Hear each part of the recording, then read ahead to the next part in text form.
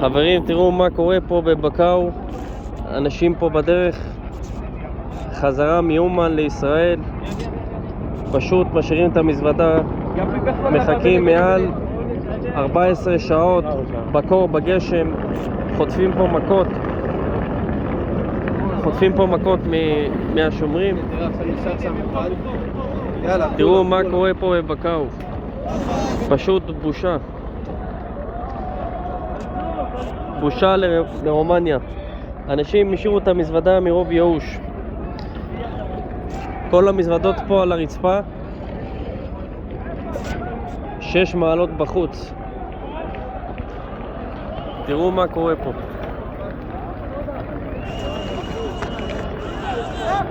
פשוט לא יודעים לנהל.